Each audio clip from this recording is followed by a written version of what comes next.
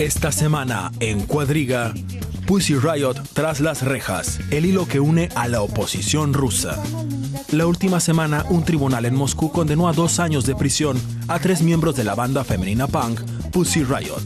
Las mujeres fueron encarceladas por vandalismo motivado por odio religioso. Junto con otras integrantes del grupo irrumpieron en una catedral en febrero pasado y protagonizaron una actuación de protesta en contra del presidente Vladimir Putin. La sentencia provocó críticas, no solo dentro de la oposición en Rusia, sino en todo el mundo. Defensores de los derechos humanos realizaron manifestaciones por toda Europa y Estados Unidos. Y los críticos de Putin en Rusia condenaron la decisión del tribunal como un intento de reprimir la protesta y la comparan con los procesos a disidentes en la era soviética. Con ustedes esta semana, Maricel Drazer. Hola, ¿qué tal? Bienvenidos. Las integrantes, como escuchábamos recién, de esta banda de rock han sido encarceladas, pero el fenómeno que han generado no para de crecer. Hay muchos incluso que asisten que en realidad este hombre fuerte de Rusia, Putin, está siendo puesto en jaque desde el lugar menos pensado, desde el punk rock. De esto estaremos hablando con mis invitados que paso a presentarles.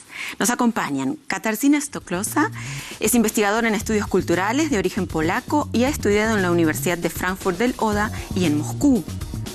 Actualmente trabaja en la Universidad de Dinamarca investigando las transformaciones en Europa del Este. Nos acompaña también Miguel Ángel García, es licenciado en Periodismo y Derecho, ingresó en Televisión Española en 1982. Su último cargo en TVE, la cadena pública y la más importante de España, fue el de director de informativos diarios. Y también Erhard Stölting, es profesor de Sociología en la Universidad de Potsdam, está especializado en Historia, Ciencias Sociales y Sociología Política y ha realizado estudios sobre la evolución social en Rusia. Los tres, gracias por acompañarnos y vamos de lleno al tema. Estas chicas rusas que han sido encarceladas, ¿cuál es el fenómeno que significan en realidad? ¿Un hecho aislado o en realidad es la punta del iceberg de una oposición que renace? Muy buena pregunta. Seguro es que no es un hecho aislado. Esto nos enseña cómo reacciona Putin, cómo lucha Putin contra la democracia que todavía no existe en Rusia. Y esto nos enseña la conexión entre la política y la religión. Lo que pasó en la iglesia, unos 40 segundos de la canción que cantaron las 3 chicas, es un fenómeno que enseña qué fuerte es la iglesia ortodoxa en Rusia, qué fuerte es la religión, que la religión empieza a ser una parte de política, empieza a ser una religión política que se llama, que no es muy significante solamente para Rusia, para muchos países de Europa del Este. Esta mezcla de religión, de política, y que todas otras cosas desaparecen y que toda la justicia desaparece. Si pensamos, por ejemplo, que estas 3 chicas hubieran cantado que viva Putin, no hubiera habido el... No estaríamos hablando de esto ahora. Exactamente. Pero como cantaron contra Putin, de pronto empieza a ser importante. Ahora, ¿por qué esta enorme trascendencia? Porque tenía una trascendencia mundial incomparable. ¿Tiene que ver con el contenido de la proclama o también con las características de estas chicas, jóvenes, mujeres, atrevidas? Claro, evidentemente las dos cosas, ¿no? Por un lado el contenido, Putin no es un cualquiera, es un hombre muy poderoso en el mundo, Rusia es un país muy importante, pero sobre todo es el escenario, lo que cuenta es el escenario. Como decía Catalina, lo ha centrado perfectamente, es la Iglesia. Es la Iglesia, no solo estamos hablando de política, si hubieran hecho el concierto en una plaza, hubieran pasado desapercibidas seguramente. De hecho, ya lo habían hecho en la Plaza Roja incluso, pero incomparable en cuanto a repercusión. Pasan desapercibidas, quizá hubieran tenido alguna represalia, pero no hubiera tenido la repercusión mundial. Lo que importa es el escenario, como casi siempre en todos los mensajes políticos, ¿no? Importa más a veces no solo el contenido, sino también cómo se rodea, ¿no? Sí, claro, pero ¿sabes por qué? Porque en la Plaza Roja Putin lo sabía que no afectó tanto a la gente esta canción, pero una iglesia que está conectada con Putin, con su política, y la gente que está allí, entonces él sabía, esto es importante, esto puede tener una importancia, y él personalmente, Putin, se sentía enfadado que alguien había actuado contra él, que alguien se atrevía a criticar a Putin. Y además debemos decir que no es cualquier iglesia, es una iglesia absolutamente simbólica que fue derribada por Stalin y luego reconstruida. Y que festeja la victoria sobre los franceses en 1812. Es la iglesia de la nueva Rusia moderna nacional, después de la victoria sobre Napoleón.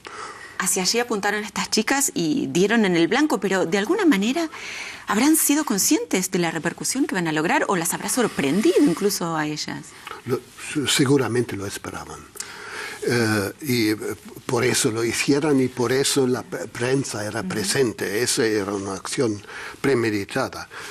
Pero la reacción era desmesurada. Pero no estoy seguro si no lo sabían que la reacción sería desmesurada. Uno de ellos dijo que no se lo esperaban, que no sabían que van a tener tantos problemas. Pero una reacción fuerte. Probablemente Putin en este momento ya se habrá arrepentido de haber reaccionado tan claro, fuerte. Porque hay quienes dicen que incluso puede ser contraproducente para el régimen. Totalmente contraproducente, porque hasta hace poco, bueno, todo el mundo, digamos en la élite, en Europa, sabe que en Rusia la democracia pues es débil, ¿no? Va sobre un pie y el otro cojo, ¿no? Pero ahora ha puesto de evidencia, y como decía Catalina además, con un factor muy importante, que es la juventud, que no hay una verdadera democracia, que no hay una justicia, que no hay tampoco una proporción en las reacciones, porque podría haber algún tipo de denuncia civil de la Iglesia por utilizar un espacio, etcétera, etcétera, pero no esta desproporción, ¿no? En este momento seguramente Putin ya se ha arrepentido de esa reacción, ¿no? Movido por la Iglesia ortodoxa, no nos olvidemos que eso es muy importante. Eso no lo creo. Yo pienso que la reacción de Putin es típica para Putin, que lo ha hecho siempre. Amenaza muy seriamente, la amenaza era de 11 años de pena, y lo hizo antes con su ley contra los mítines, que era muy severa, y después de eso la pena se rebaja. La pena se bajaba.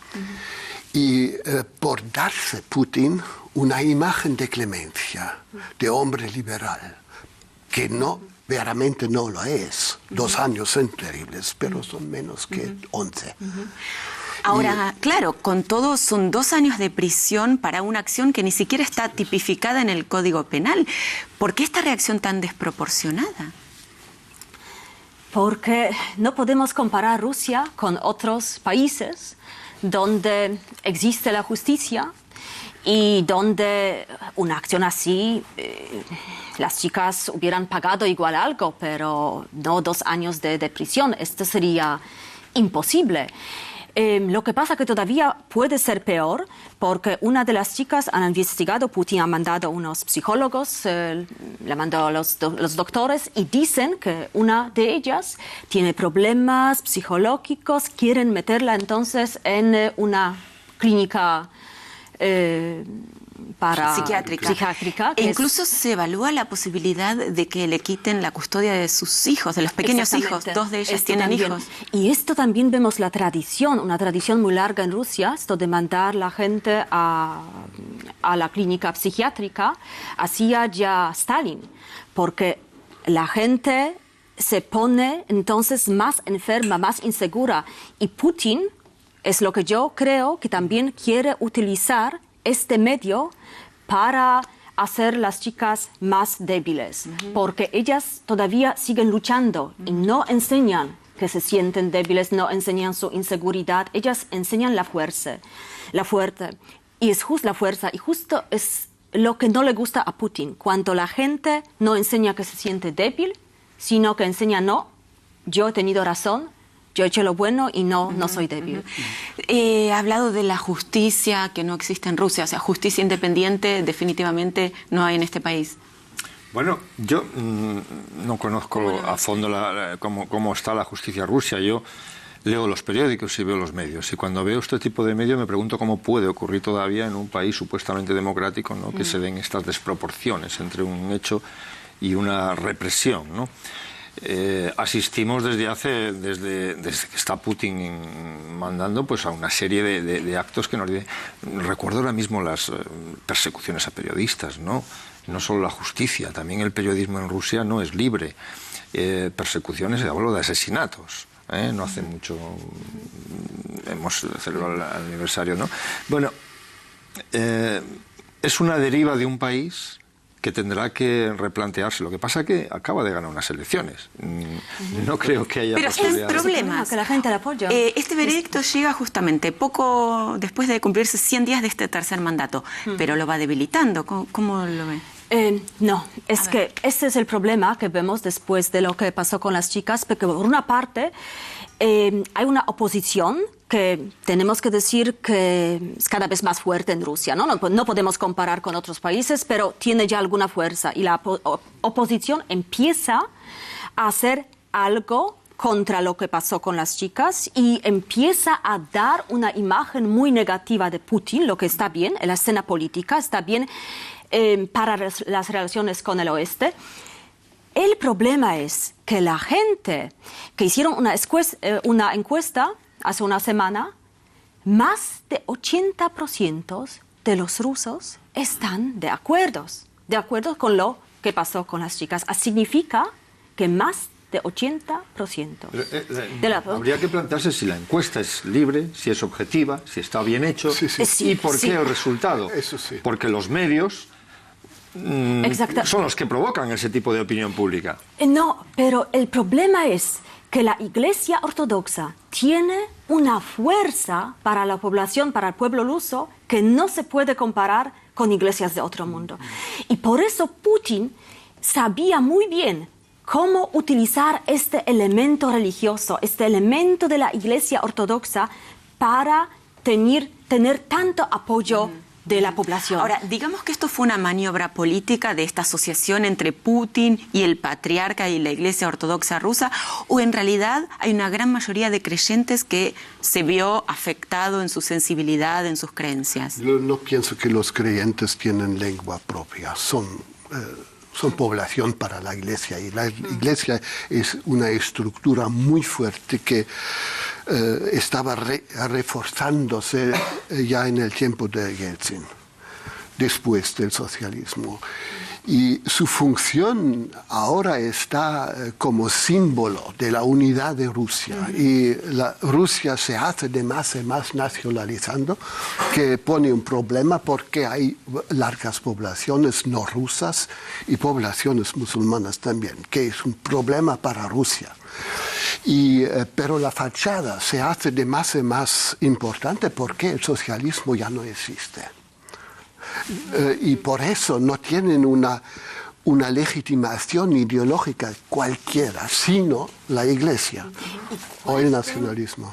Igual tenemos que explicar un poco que, por ejemplo, no se puede comparar la Iglesia rusa, ortodoxa rusa, con la Iglesia católica en España, por ejemplo. Que la Iglesia en España, la gente cree, pero es crítica, no se deja manipular. En Rusia, la gente como no piensa en la Iglesia. Sería comparable en el tiempo de Franco. Exactamente. La Iglesia católica, hubo una oposición católica en Cataluña y otras partes del país, pero las estructuras centrales eran franquistas. Porque debemos decir que paradójicamente estas chicas han sido acusadas de cuestiones religiosas en un Estado laico, por lo menos en los papeles. Exactamente, solamente los papeles. Pero como hemos dicho antes, es una parte de política. Iglesia Ortodoxa en Rusia es una iglesia, se llama una iglesia política, que fue una parte en los países totalitarios ya. Y como tú dijiste, el tiempo de Franco y en muchos otros países en el tiempo de comunismo y de fascismo, usaron la iglesia como un medio de tener una influencia a la gente, a la población. ¿Y este veredicto es también un mensaje claro a la oposición, o sea, más allá que a Pussy Riot? Claro, desde luego, es un mensaje para todos. que Putin está dispuesto a no dejar la menor oportunidad en cuanto a una libertad de expresión, una crítica, ¿no?, a sus planteamientos. Es evidente que además aliado, como dice, con la Iglesia, que es otra institución donde la libertad de expresión pues no es precisamente uno de sus normas, ¿no?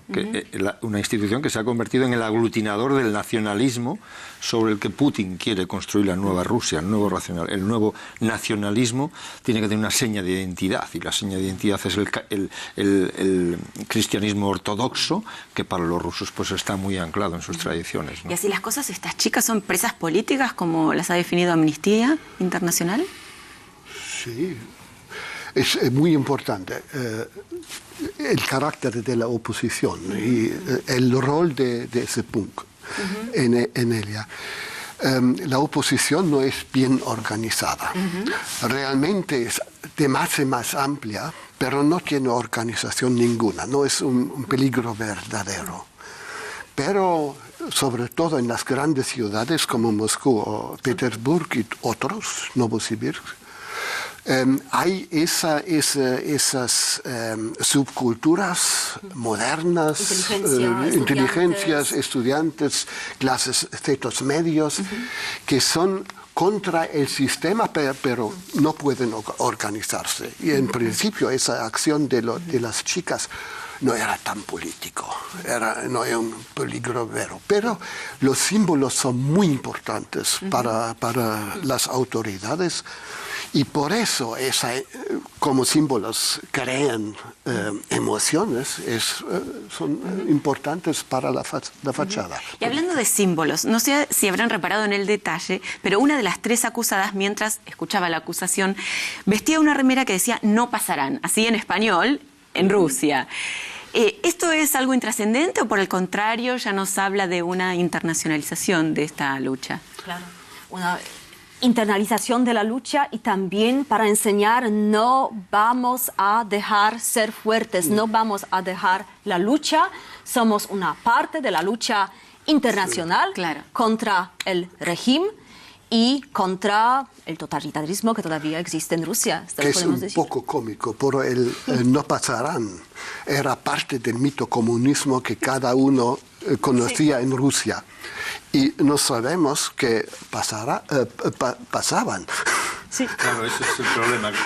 Cada vez que se ha esgrimido el "no pasarán", y se ha hecho algunas veces, a lo largo de las décadas, algún grupo siempre han pasado, ¿eh? Cuidado, no te la pongas porque siempre pasan. Eso habría que decirle a las chicas que están purgando esta condena, por lo menos por ahora. Quiero introducir otro aspecto que tiene que ver con el feminismo, o sea, no son solo mujeres, sino feministas. Vayamos al nombre, ¿no? Pussy Riot se podría traducir algo así como motín vaginal. Sí. ¿Qué tiene que ver este aspecto con las simpatías que generan o no en la población y también en el régimen? Tienen mucho que ver. Primero, cómo actúa Putin. Él se enfadó por el hecho, pero todavía más por el hecho que 3 mujeres, eran 5 mujeres. Pero las 3 son las acusadas, menores de 30 años. Sí, que son tan fuertes que ellas actúan como hombres, ¿no? Entonces él se sentía como un hombre atacado por las mujeres, que no puede ser en los ojos de Putin. Putin tiene mucho que ver con personas de tiempo totalitarismo, como Stalin o como Franco o como Mussolini. Él se siente una persona muy fuerte, con carisma. Y esto funciona, lo vemos en Rusia, esto funciona en el pueblo. A la gente en estos países que todavía no tienen experiencia con democracia, quieren tener un hombre fuerte, con carisma. Y entonces, un hombre fuerte, ¿cómo se siente si ve unas chicas, mujeres, le atacan? Así que este aspecto feminista tenía mucho que ver y tiene mucho que ver también, por otra parte del oeste, como lo vemos nosotros. Nosotros todavía más lo vemos como con simpatía a las chicas, ¿no? Queremos como ayudarlas luchando. Muchos políticos también del mundo entero. En Alemania los verdes y del mundo entero. Y luchan, intentan ayudarles, y si vemos son sobre todo mujeres de muchos partidos, mujeres de la política, así que el aspecto feminista tiene que ver y con cosas negativas y con cosas positivas, con nuestras acciones. Y esto, en definitiva, todo este proceso está generando una etapa particularmente difícil para el régimen de Putin. No directamente, es parte de una amenaza más amplia, que es constituido por otras subculturas también, no solamente las feministas, pero las subculturas feministas son importantes como otras por ser identificadas como occidentales. Ya es el nombre. Pussy Riot es un nombre inglés que la mayoría de los rusos no entiende y que si se traduce eso en ruso sería extremadamente obsceno, que no lo es en inglés.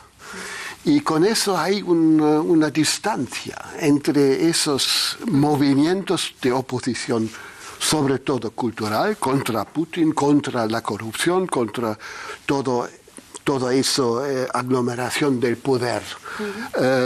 Pero del otro lado no lo comprenden la mayoría de los ciudadanos rusos. Eso es completamente occidental, no comprensible. Inglés ninguno no hablo y con eso es un poco extraño. Tienes razón, es algo occidental. Sí. Y otra cosa, los rusos y muchos países en el este que no les gusta ironía, ¿no? Los rusos es que quieren ser como siempre muy, muy serios. Yo cuando doy mis clases en las universidades rusas y me río un poco, pues yo sé, no tengo que hacerlo porque no me toman, están como, y que no se ríe de nosotros algo. Y esto también tiene que, ahora lo vemos que la población le apoya más a Putin que a las tres chicas. ¿Por qué? Porque les parece más serio. Claro, porque tengamos en cuenta que la popularidad de Putin sigue siendo altísima, en el 48% está, viene bajando de un 60%, pero con todo es casi la mitad de la población que lo sigue apoyando. Sí, las explicaciones las han dado ya mis colegas, no tengo mucho más que añadir, solo que es curioso que este caso de tres chicas haya tenido tanta repercusión, mucha más, que otros casos como el del magnate Jodorkovsky, que está en la cárcel y que de vez en cuando se oye hablar, pero no ha conseguido movilizar una opinión pública. Todo el mundo sospecha que a lo mejor hay algo, que a lo mejor ha hecho algo, que a lo realmente no tenemos información de cómo está el asunto. La oposición rusa en estos años no ha conseguido dar una imagen de vender un mensaje, lanzar un mensaje a la población rusa, ni entrar en los medios, ni tiene ningún... ¿Quién conoce en Europa a un opositor ruso, excepto Kasparov, que por cierto está detenido en estos momentos a raíz de esto también? Por el ajedrez. Por el ajedrez, se conoce por el ajedrez. Lo conocen por el ajedrez, claro. Pero solamente en estos casos tres chicas han conseguido con una canción de 40 segundos, como decías, tener más impacto que toda una oposición rusa que realmente no la veo por ningún lado, no sé qué hacen, no lo sabemos en Europa. Debo interrumpir unos segundos este interesante debate para compartir un informe que hemos elaborado, tiene que ver con Putin, con este hombre fuerte ruso del que estamos hablando, con su historia, de dónde viene, hacia dónde va, lo vemos.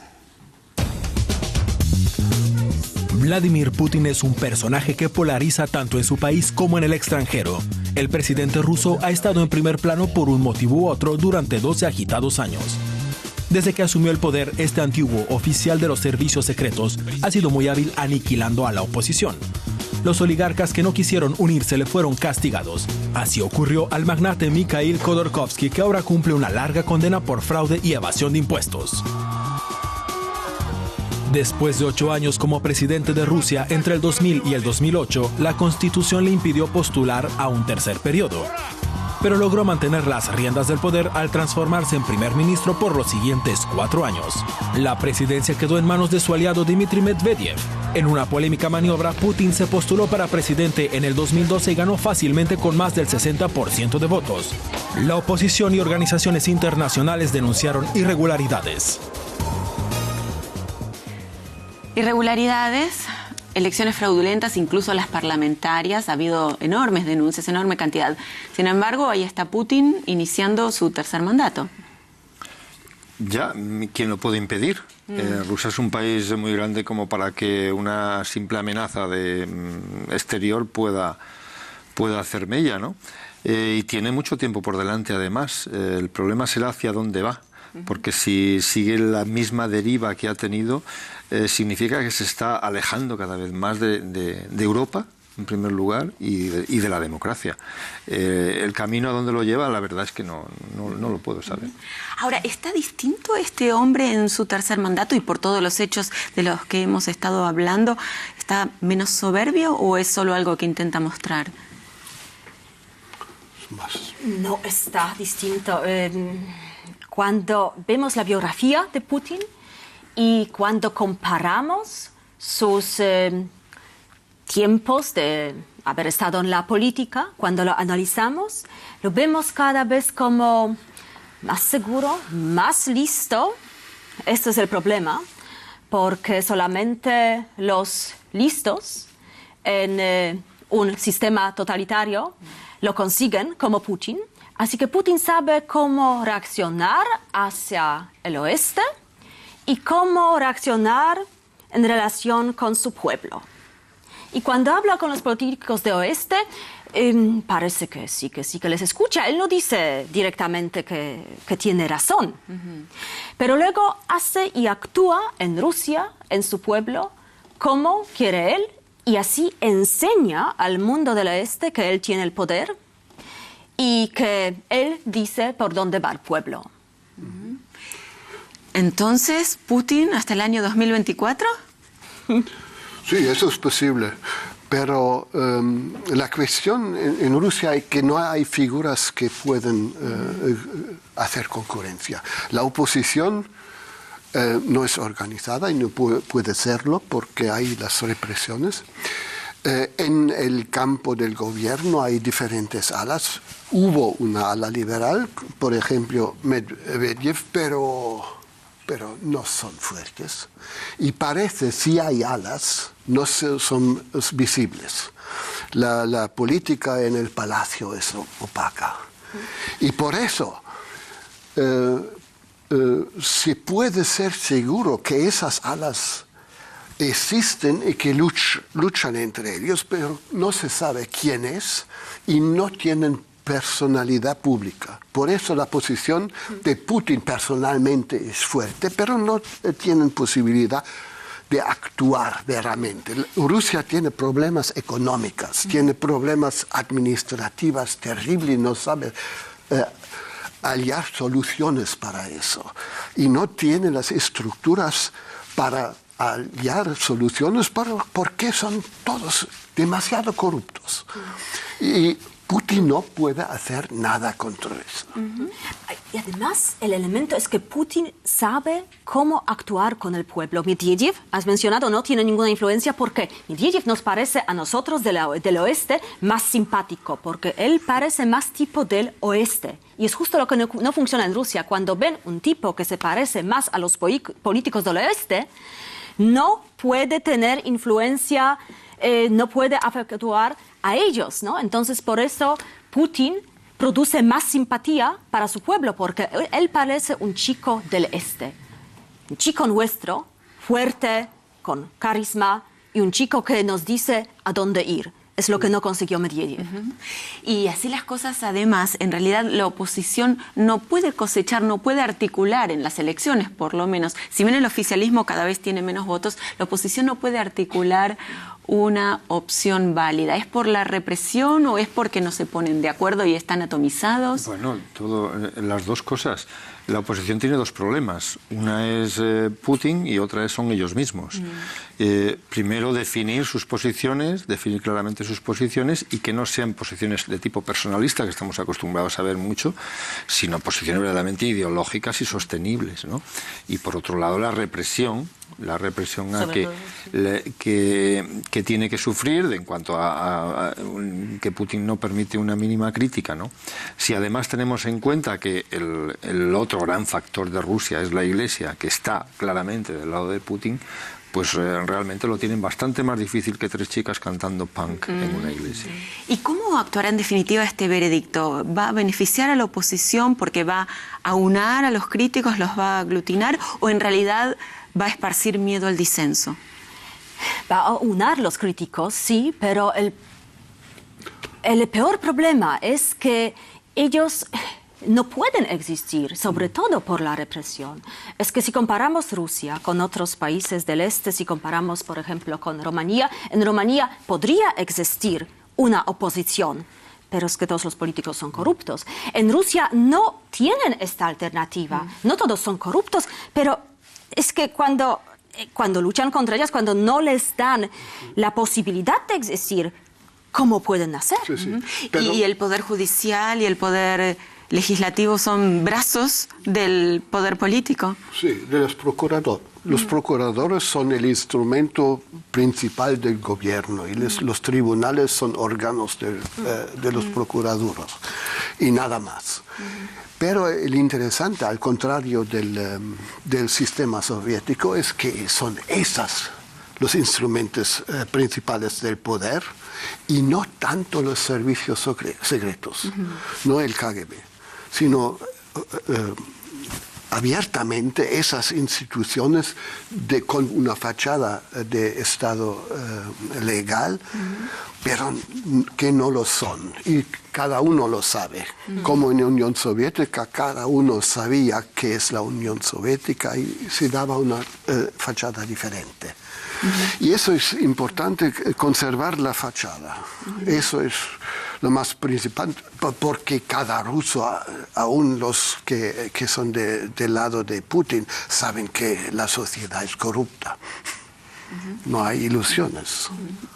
Bien, tenemos otro informe para compartir y tiene que ver con el testimonio de este campeón mundial de ajedrez, Kasparov, del que recién hablábamos. Uno de los políticos de la oposición que se destaca entre esta oposición tan atomizada aquí en Rusia. Vemos el informe. La oposición rusa se ubicó en las afueras del tribunal para escuchar la sentencia a las Pussy Riot. Entre ellos, el destacado ex campeón mundial de ajedrez y activista político Garry Kasparov. Este es el primer caso que tenemos de persecución política. Tenemos muchos presos políticos, pero esta es la primera vez que personas son sentenciadas por protestar políticamente. Al término de la jornada, la policía sacó por la fuerza a muchos partidarios de la banda. Kasparov fue detenido. Un policía lo acusó de morderlo en medio del forcejeo para llevarlo a una estación de policía. Más tarde, Kasparov afirmó que presentaría una contrademanda. Mañana presentaré 2 querellas, una por detención ilegal y otra por difamación. Si es condenado por lesiones, podría recibir una larga pena de prisión. Todo camino que nos lleva a Putin termina tras las rejas. Sí, exactamente, lo hemos visto en la tele ahora, lo que pasó con Kasparov, y esto pasa con todos los políticos de la oposición. Entonces, ¿cómo pueden existir? Y justo antes de haber detenido, Kasparov ha sacado un documento muy interesante sobre Putin y su conexión con la Iglesia ortodoxa, y ha dicho muy claramente que Putin no hubiera conseguido lo que ha conseguido sin el apoyo de la Iglesia ortodoxa. Así que Kasparov enseña la conexión entre religión y entre la política, y otra cosa, enseña que el Putin sabe cómo buscarse sus amigos porque sabe que solo no tiene tanto poder y no puede tener tanta influencia. Y Kasparov también ha dicho que bajo el mandato de Putin la democracia, la denominada democracia rusa, solo sigue erosionándose. ¿Comparte esta afirmación?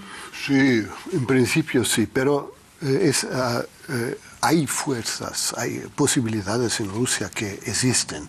Hay el Internet. Y es muy importante. Y que se forma una oposición que no crea una grande organización, pero que existe, hacen acciones. Eso es posible solamente por el Internet. Como el marido de una de las chicas que... Sí. Y después hay un diario independiente, pero solamente uno que existe en Moscú, y los otros son en el Internet. Los otros, la televisión y los diarios son todos controlados por el Estado.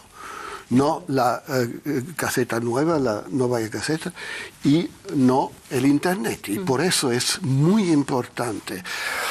Pero basta. Ahora han anunciado una ley para cortar el Internet, pero no lo hicieron hasta ahora. Y parece que no lo harán porque el sistema judiciario parece ser bastante y el control de la televisión. Y eso es un estado fuerte. Pero no es un totalitarismo eso. Hay Kasparov, hay una oposición y tenemos que ver que la oposición en los años 90 había su oportunidad, había la posibilidad, pero no creían estructuras cuando era posible. Después no era posible. Pero dices que no es totalitarismo y lo que hemos visto, cómo le trataron a Kasparov, esto no sería posible en un país democrático. Sí, porque dices... Es una dictadura, pero no totalitaria. No hay un control de las cervellas de eso. No hay un programa educativo para la población. Eso, como en el socialismo, eso no. Pueden hacer lo que quieren, que no sea político. Las cosas no están fáciles para la oposición. ¿Podrán revivir las manifestaciones multitudinarias que hemos visto hace algunos meses? ¿Están en eso? ¿Tendrán éxito? Si tienen éxito dependerá de cómo manejen, como decía, los medios no controlados por el gobierno, ¿no? Hay que recordar todos los movimientos de las primaveras árabes. Tienen su origen y su motor en Internet, en las redes sociales, y son los jóvenes los que inician eso, ¿no? La esperanza de Rusia son los jóvenes también, son los jóvenes, porque no hay que olvidar que Rusia vino de una dictadura de décadas y todavía vive mucha gente que vive con esos parámetros mentales, ¿no? Y el mismo Putin es un ejemplo, es un miembro de los servicios secretos de ese régimen, o sea, y está en plena fuerza física, no es un anciano de 90 59 años. Queda mucha gente en Rusia todavía en que sus esquemas vitales no los conciben, y de pensar, y políticos, no los conciben sin las directrices de un gobierno totalitario, un gobierno que manda sobre todo, que te dice lo que tienes que hacer y lo que tienes que pensar, que puedes hacer lo que quieras, pero no te opongas a ese aparato, ¿no? El funcionar de esa forma todavía para los rusos es normal. Solo los jóvenes, y no es casualidad que hayan sido precisamente 3 jóvenes las que hayan provocado esto, son las que pueden cambiar un poco este modelo de Rusia que cada vez parece que vuelve a confluir otra vez con el modelo chino, ¿no? Lo que durante tantos años fueron pareja, parece que vuelven a ser muy parecidos otra vez, ¿no? Ya hay una fecha para convocatoria de movilización 15 de septiembre. ¿Se está moviendo? Se está moviendo y, como dices tú, tiene que moverse, tiene que venir de gente joven y del pueblo ruso. Este es el problema, que no podemos decir que si el oeste ayuda a la oposición rusa, entonces van a conseguir más. Este es el problema, que si en cuanto más el oeste ayuda, tanto más problemas y la oposición va a ser menos fuerte. Ahora, ¿esta mentalidad va cambiando lentamente en la población rusa? Depende de las ciudades y de los centros medios en las grandes ciudades. Si hay progreso político o social, será ya, y no en las grandes aglomeraciones populares. Pero puede ser que esas estructuras y la corrupción prevalente, que el tiempo después de Putin podría ser más terrible que ahora. Yo soy pesimista. En eso. Y es justo lo que dicen, y ese es el problema, lo que dicen los jóvenes intelectuales rusos. Cuando yo hablo con mis colegas en Rusia y digo que hay que hacer algo contra esto, muchos jóvenes intelectuales dicen, es que puede ser peligroso, es que después de Putin puede ser peor. Sí. Y este pesimismo me parece puede muy ser peligroso, un fantasma agitado por el mismo Putin. Sí. Exactamente. Son las fuerzas armadas, las fuerzas de represión, las policías, el ejército y los diferentes servicios de seguridad que son fuertes y que no se conocen en sus fracciones políticas. Y lo que se sabe que los representantes cuando aparecen en público son vulgares y brutales. Por ejemplo, es el procurador Butyrkin que amenaza a un periodista de asesinarlo públicamente. Eso es sin cultura política ninguna. Lo cierto es que el favoritismo que coseche Putin o deje de cosechar tendrá que ver también con la marcha de la economía, entre otras variables, ¿no? Tengamos en cuenta que la desocupación crece, la inflación crece, tendrá que ver además también con la cotización del petróleo, ¿no? Claro, por un lado está el crecimiento cultural de un país, y no olvidemos que llevan solo 20 años sin comunismo, pero por otro lado, y esa es la clave, será la economía. Mientras los rusos tengan un nivel de vida y puedan ir sobreviviendo, aunque haya unas diferencias sociales abismales entre los ricos y los pobres, y pueda con ese sistema de Estado paternalista y que proporciona por algún lado lo que no te da la justicia, te lo da un agradecido corrupto, un cacique, se podrá sostener. El problema es cuando todo eso salte, las burbujas que crean este tipo de sistemas explotan, y llega un momento en que son incontrolables. Pero nadie sabe cuándo explotan. Pero ahora Putin tiene la sartén por el mango, sobre todo con respecto al mundo, que Tenemos es el que gas. ir despidiéndonos. Para cerrar, a modo de balance, ¿hacia dónde va Putin? ¿Tiene la sartén por el mango? ¿Dejará de tenerla? ¿A dónde va Putin? En ese aspecto soy muy pesimista y pienso que Putin va a tener cada vez más fuerza. La única opción es la gente joven, no oposición, sino la gente joven, intelectual. Pero si la gente joven no lo consigue, hablar por el teléfono y criticar cuando les pregunto algo, contestar claramente, criticar, no va a ser mejor. ¿Futuro también pesimista? Muy Sí, cortito. Sí, al momento sí. Bien. A las 3, muchísimas gracias por haber estado aquí. Spasiba. También gracias a ustedes por habernos acompañado. Y recuerde que puede escribirnos la dirección de mail cuadriga@dw.de. Repito, cuadriga@dw.de. Gracias, será hasta la próxima.